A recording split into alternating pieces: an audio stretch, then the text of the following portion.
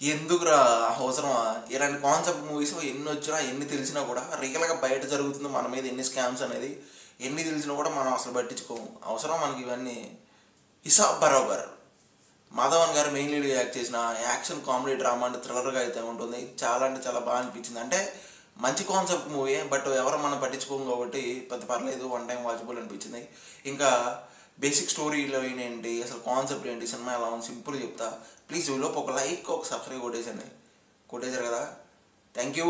ఇంకా basic plot ఏంటంటే hero Madhavan ఒక మంచి టికెట్ కలెక్టర్ అనమాట. ఒక సింగిల్ రూపీ కూడా అటు ఇటు పోనీయకుండా జాగ్రత్త పడే ఒక మంచి మనిషి అనమాట.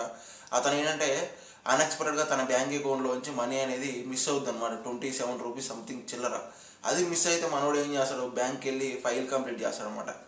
కంప్లీట్ చేసిన తర్వాత మనోడు ఆ మనీ కోసం పెద్ద పెద్ద, ఆ మనీ వల్ల దాని తర్వాత పెద్ద పెద్ద స్కామ్స్ అనేది బయటకు వస్తాయి.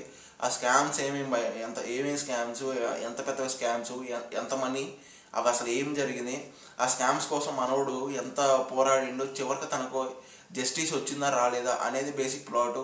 ఇంకా సినిమా ఎలా ఉంది ఏంటి అని మాట్లాడాలంటే సినిమా పర్లేదు ఫ్రెండ్స్, బాగానే ఉంది. స్టార్టింగ్ కొంచెం స్లోగా తీసుకొస్తారు, ఉండే కొంది కొంచెం లైట్ కామెడీతో ట్రై చేస్తూ ఉంటారు. చివరికి క్లైమాక్స్ ఏం జరిగింది ఏంటంటే మనం ఈజీగా ఎక్స్పెక్ట్ చేయగలుగుతాం. బట్ నన్ను అడిగితే వన్ టైం వర్త్ వాచబుల్లే. బేసిక్ సొసైటీలో ఏం జరుగుతుంది ఏంటి అనేది మనకి రియాలిటీగా చాలా బాగా చూపించారు.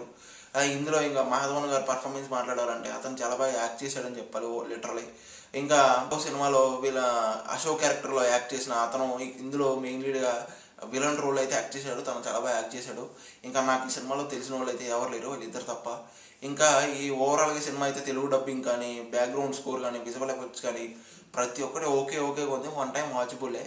ఇంకా ఎలాగో మనం చూసినా కూడా ఏం పీకేది ఏం పట్టించుకునేది లేదు కాబట్టి వదిలేసేయండి.